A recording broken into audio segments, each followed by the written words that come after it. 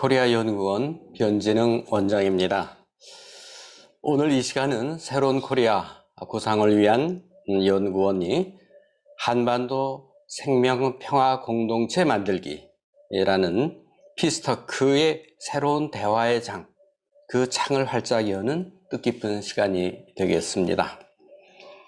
이 피스터크 사업은 행정안전부의 공익활동 지원 사업으로 이루어지고 있습니다.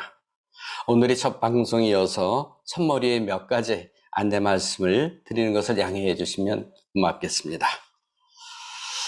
이 피스토크는 오늘부터 앞으로 5회, 즉 금주에는 월수 2회 보시는 것처럼, 그리고 다음 주 월수금 3회, 즉 5월 27일 금요일까지 저녁 7시부터 1시간여 동안 5회 연속으로 이어지겠습니다.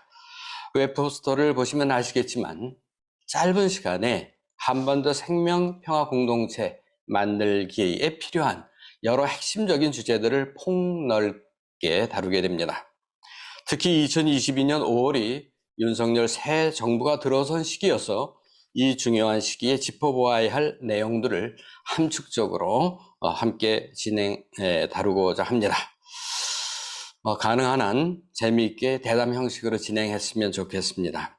우선 초청 인사께서 20, 30분 정도 발제를 해주시고, 발제 내용을 중심으로 문제풀이 해답을 진행하는 그러한 방식이 되겠습니다. 오늘 이 시간부터 유튜브를 통해 참여하고 계신 분들 모두가 잊지 마시고 처음부터 끝까지 꼭 함께 해주시기를 거듭 부탁드립니다. 이런 노력이 바로 우리 모두의 노력으로 이 어려운 시기에 한반도 평화, 생명평화 공동체를 만들어 나가는 지름길이라고 생각됩니다. 유튜브 실시간 방송에 참여하고 계신 시청자들께서 채팅방을 통해 댓글과 질문을 보내주시면 가능한 바로바로 대변해 드리도록 이렇게 하겠습니다. 오늘 이 피스토크의 첫 테이프를 끊어주실 전문가로 성기영 박사님을 모셨습니다. 원래는 이 스튜디오에 함께 오셨어야 했는데 지난주에 갑자기 코로나 확진으로 격리 기간 중이시네요. 막차를 타신 모양입니다. 그래서 온라인으로 연결하겠습니다. 우리 성기영 박사님은 영국 워릭 대학교에서 국제관계, 정치 문제를 전공하셨고, 특히 한반도의 안보 위기와 국제관계의 상관성을 전문으로 다루어 오신 분입니다. 때문에 요즘 가장 뜨거운 핫 이슈가 우크라이나 사태이죠. 그러나 이 사태는 결국은 우리 한반도 문제하고 연결될 수밖에 없기 때문에 이것을 연결해서 말씀해 주실 가장 적합한 분 가운데 한 분이라고 생각됩니다. 귀국하신 후에 연세대 북한연구원에서 전문연구원을 역임하셨고요. 통일연구원에서도 통일정책연구실 연구위원으로 계셨습니다. 지금은 국가안보전략연구원의 외교전략연구실장으로 재직하고 계십니다. 그럼 성기영 박사님을 온라인으로 연결하겠습니다. 성기영 박사님, 안녕하세요. 네, 안녕하세요, 원장님. 네, 환영합니다. 그 몸 상태는 좀 어떠세요? 예, 많이 좋아졌고요. 근데 목소리가 많이 좋아지셨어요? 조금 여전히 예. 목소리가 가라앉아 있어서 유튜브 네. 시청하시는 분들께 미리 양해 말씀을 좀 구하겠습니다. 네, 알겠습니다. 그러면은 성기영 박사님께 준비하신 그 자료를 가지고 발제해 주도록 부탁드리겠습니다. 네, 네. 시작해 주시죠. 오늘 뜻깊은 1회 행사에 초청해 주셔서 감사드립니다. 오늘 제가 이제 부여받은 주제가 사실은 굉장히 넓은 그 범위를 포괄하는 주제인데요. 요동치는 국제정세 어떻게 헤쳐나갈 것인가 이렇게 되어 있습니다. 보통 요동친다 그러면 저희가 지진 났을 때가 생각이 좀 나더라고요. 보통 그런데 저희가 배우기에 지진이 나면 그 요동이 일단 중단될 때까지 몸을 안전한 데서 피하고 있어라 이렇게 배웠기 때문에 지금 국제정세가 계속 요동치고 있기 때문에 어느 지점에서 이게 멈출지 조금 더 지켜봐야 되는 상황입니다. 그래서 제가 오늘 주신 주제의 헤쳐나갈 것인가 하는 방법론까지 다 말씀드릴 형편이 되는 것 같지는 않고요. 대략 주어진 시간 동안 이런 내용들을 말씀드려 보려고 합니다. 사회자께서 말씀하셨다시피 그 러시아 우크라이나 전쟁에서 좀 출발을 하려고 하는데요. 이 러시아 우크라이나 전쟁을 보는 여러 가지 관점들 중에서 저는 이 국제 정치에서, 국제 질서에서 세력권의 충돌이 부활하고 있다라고 하는 관점에서 이 전쟁에 대한 말씀을 먼저 좀 드리려고 합니다. 그리고 잘 알고 계시는 내용이겠습니다만 미중 패권 경쟁에 대해서 조명을 좀 해보고요. 이러한 두 가지의 요소들이 향후 국제 질서에 그리고 동북아시아에 미치는 영향을 살펴보고. 네, 감사합니다. 여러 가지 몸도 불편하실 텐데 함께 해주시면서 자상하게 설명을 해주셨습니다. 사실 발제를 해주셨습니다만은 러시아 우크라이나 전쟁의 그 배경의 의미로 전개 과정, 이것을 세력권의 충돌이라고 하는 관점에서 풀어주셨죠. 그 한간에는 우크라이나 다음 차례는 한반도가 될 수 있다 하는 그 루머, 이게 루머에 그쳐선 좋겠습니다만은 어쨌든 우려가 떠돌고 있는데 어떻게 보십니까? 이 부분에 대해서. 사실 이제 우크라이나 전쟁을 보면서 많은 분들이 그 한반도 상황을 걱정하시는 이유 중에 하나는 이 우크라이나와 한반도, 한국이 둘 다 어떻게 보면 지정학적인 중간지대에 있다. 그 이유 때문에 그럴 것 같아요. 외교 전략을 펼치는 데 있어서 상당히 신중하고 네, 유연한 그런 외교 전략이 장려가 되어 왔었던 것이죠. 네, 네. 우크라이나 같은 경우에 이제 외교 전략이라고 하는 측면에서 보면 우크라이나 다음이 한국이다라고 하는 이런 단어는 그 동북아시아의 어떤 그 안보 정세를 너무 좀 단순화해서 보는 것이라고 저는 평가를 합니다. 우리 성 박사님이 이제 발제에서도 언급을 해주셨는데, 대체적으로 이번에 대선 이후에 새 정부가 등장을 하면서, 윤석열 이 새 정부가 한미동맹 중심의 외교 노선을 공식화하지 않았습니까? 어쨌든 이 새 정부가, 윤석열 새 정부가 우리나라의 어떤 국익을 지켜나가기 위해서 이러한 세력권 충돌 속에서 어떤 스탠스를 취해 나가야 될 것인가, 이 점을 좀 말씀을 해주시면 좋겠습니다. 사실 이제 한미 관계와 환중 관계를 어떻게 잘 관리해 나가야 하는가의 문제는 뭐 우리나라뿐만이 아니고 아세안 국가들이나 유럽 국가들이나 지금 미중 패권 경쟁이 가속화해가는 시기에 다 똑같은 고민을 갖고 있는 것은 사실인데요. 우리나라는 특히 이제 북한 문제가 걸려 있기 때문에, 북핵 문제가 걸려 있기 때문에 이것이 더욱더 그 중차대한 그 외교적 부담으로 지금 다가와 있는 상황인 것 같습니다. 충분히 검토해가지고 한미 관계, 한중 관계의 어떤 전략을 지금 내놓고 이런 것이 아니라 이미 시작되었다라고 하는 그런 그 분위기 속에서 한중 관계를 잘 관리해야 될 필요성이 지금 제기되고 있다, 이렇게 말씀을 드릴 수가 있습니다. 네. 지금 말씀해 주신 것처럼 왕岐산 부주석의 그러한 그 행보가 일종의 압박으로 느껴질 수도 있겠다 하는 그러한 뜻으로 이해가 되고요.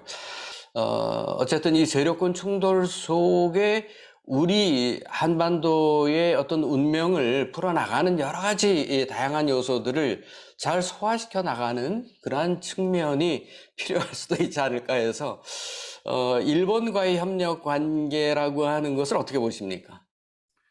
사실 한일 관계가 그 최근 몇 년 동안 여러 가지 문제들이 중첩되고 누적되어 있어서 대선 과정에서 한일 관계 개선하겠다라고 공개적으로 표명을 하고, 또 중국에 보내지 않았던 그 정책협의단을 일본에만 보냈죠.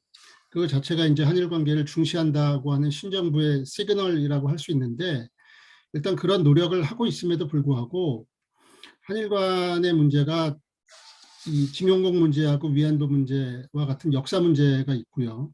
그다음에 쥐소미아 같은 안보 협력 문제가 있고요.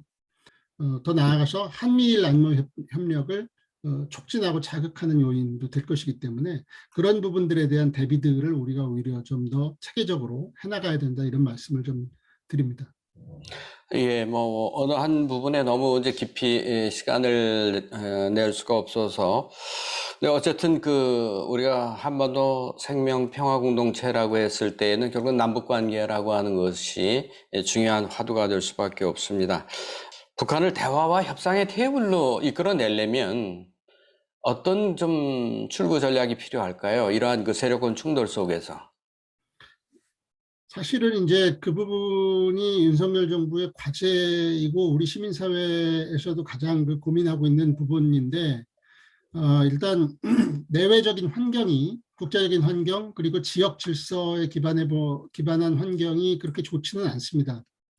그렇기 때문에 이제 그 지난 5월 12일 날 북한에서 코로나 의심 환자가 발생한 사실을 공개를 했을 때 정부에서도 거의 즉각적으로 우리가 백신과 의약품을 제공할 의사가 있다라고 하는 의사를 밝히고, 이런 계기를 통해서 어떤 대화의 모멘텀을 최대한 잡아 나가는 것이 우리가 지금 할 수 있는 그 정책적 수단이라고 생각을 합니다. 이제 시청자분 가운데서도 이제 그 부분을 말씀을 좀 하고 계시네요. 그러니까 우크라이나 사태가 결국 북한에도 일종의 레퍼런스가 되지 않겠냐, 그게 참고가 될 텐데, 그런 측면에서는 결국은 이미 북한은 핵 능력이 고도화돼서 어느 정도 상용화 단계라고 볼 수 있는데, 그렇다고 하면은 비핵화보다는 다른 대안을 논의를 하면서 어떤 그 출구 전략을 짜야 되지 않겠느냐. 이 부분이 비핵화라고 하는 것을 미국의 어떤 논리대로 최전방에 내세우는 그런 것을 우회할 수 있는 방법이 우리로서 또는 새 정부로서의 어떤 그 선택지가 과연 될 수 있겠느냐, 이런 그 질문을 해주셨네요. 그러니까 그런 의미에서 사실은 이제 그 비핵화의 포괄적인 로드맵이 나와야 된다고 보여지고요. 네. 물론 이제 정부에서도 그 선거 과정에서 그 비핵화 로드맵에 관한 이야기를 한 적이 있기 때문에 그런 작업들이 이제 진행되리라고 보는데, 그것이 더더욱 필요한 이유 중에 하나는 아까 그 우크라이나 전쟁 말씀을 잠깐 하셨습니다만, 많은 사람들이 이제 그렇게 물어봅니다. 북한이 우크라이나 전쟁을 보면서 무슨 생각을 할까요? 가장 중요한 것은 핵이 없는 국가에, 핵을 자발적으로 포기한 국가의 말로를 북한이 저는 보고 있다고 생각을 하거든요. 그 사실 이 정부 5년 안에 어떤 대북 정책을 제대로 시작하기 어렵다는 것의 방증이기도 하고요. 그런 의미에서 아까 말씀드린 대로 이제 비핵화의 로드맵을 한미 간의 협의를 통해서 체계적으로 만들어가는 작업들이 우선시 되어야 될 것으로 저는 봅니다. 실질적으로, 사실은 이제 러시아 우크라이나 전쟁 이 결과 중에 또 하나가 핀란드, 스웨덴의 나토 가입으로 이게 지금 가시화되고 있지 않습니까? 국제 정세가 이처럼 강대국 중심으로 이렇게 갈 수밖에 없는 것인가? 아, 이 안에서 그러면은 우리 한반도라고 하는 것이 정말 자기의 어떤 위상을 찾아 나갈 수 있을 것인가? 뭐 이제 조금씩 이제 우리가 결론을 모아가면서 하는 그런 차원에서 이런 그 질문을 좀 앞에 부분을 좀 정리하는 차원에서 한번 말씀을 드려보겠습니다. 그 이제 초반에 사실은 이제 그 전쟁 발발의 배경을 말씀드리면서 나토 네, 해방 때 뭐 이런 부분들을 좀 지적을 제가 해서 말씀드렸는데, 그렇죠. 네네. 뭐 그러한 배경을 저희가 이해한다는 것과 음, 지금 러시아의 우크라이나 침공으로 인해서 우크라이나의 각종 그 산업시설, 경제시설뿐만이 아니라 전혀 죄 없는 민간인들에 대한 거의 그 학살 수준의 그런 그 전쟁 범죄가 일어나고 있는 것이 정당화되어야 된다는 이야기는 결코 아니고요. 그것은 그것대로 우리가 지금 엄중하게 그 바라봐야 될 그런 문제라고 생각을 합니다. 단 이제 전후에 국제 질서의 큰 그림을 예측을 할 때, 기존의 그 지난 10여 년 동안 계속 축적되어 왔던 미중 간의 전략 경쟁, 그리고 그것이 이제 패권 경쟁으로 치닫고 있는 국면에 서방 진영과 과거의 그 러시아 제국 시절의 영광을 꿈꾸고 있는 푸틴 세력 간의 세력 전쟁이 다시 중첩되면서 국제 질서는 결국은 어, 약소국보다는 강대국 중심의 이런 질서가 다시 재편될 가능성이 높아지고, 또 안보에 있어서는 스스로 안보 능력을 갖추지 않으면 이 국제사회에서 생존하기 어렵다라고 하는 그런 이른바 자강, 그리고 각자 도생, 이런 원리들이 국제 질서에 내재하는 이런 상황을 일단은 예측해 보지 않을 수가 없겠습니다. 그러나 또 그러한 질서가 만들어지는 과정에서 한국과 같은 중견국들, 뭐 예를 들면 이번 전쟁에 직접적으로 관여되지 않았던 뭐 캐나다라든가 또는 오스트레일리아라든가 한국 정도의 또는 그보다 약간 높은 위상을 가진 국가들이 이른바 이제 지금 정부에서도 글로벌 중추국가라고 하는 이야기를 하는데, 이 전후 질서의 재편 과정에서 양극단으로 치닫고 있는 그런 질서에 있어서 좀 중간의 목소리, 그다음에 규범과 어떤 그 다자 제도의 중요성을 강조하는 목소리, 이런 목소리들을 모아낼 수 있는 토양들은 또 만들어지고 있다고 봅니다. 그런 그 토양들을 우리가 얼마나 효과적으로 잘 활용하고 우리 외교적 목소리를 글로벌 무대에서 높여 나가느냐 하는데 이제 우리 외교적인 성과가 달려 있다, 이렇게 볼 수 있겠습니다.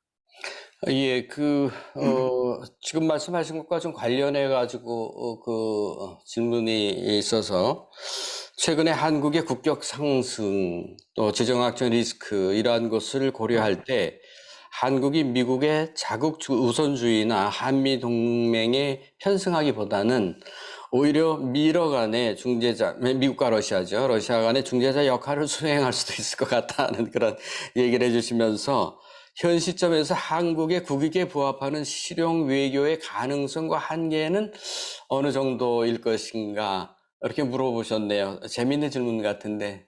뭐 실용 외교의 가능성과 한계는 좀 아까 제가 말씀드린 내용으로 그냥 네, 대답을 제가 대신하면 될 것 같고요. 네, 네. 그 뭐 미러 간의 중재자는 지금 사실은 이제 이번 전쟁이 어떻게 결론이 날지는 모르겠습니다만은 뭐 여러 가지 평가가 있겠죠. 그런데 제가 이번 전쟁을 정의하는 이제 제 방식 중에 하나는 어떻게 결론이 나더라도 러시아가 전쟁을 통해서 이루고자 했던 것을 제대로 성취하지 못한 전쟁이 될 것 같다, 뭐 이런 좀 소박한 생각들을 좀 해보게 되는데, 그만큼 러시아는 이번 전쟁을 통해서 세계적으로 많은 친구들을 잃었던 것이죠.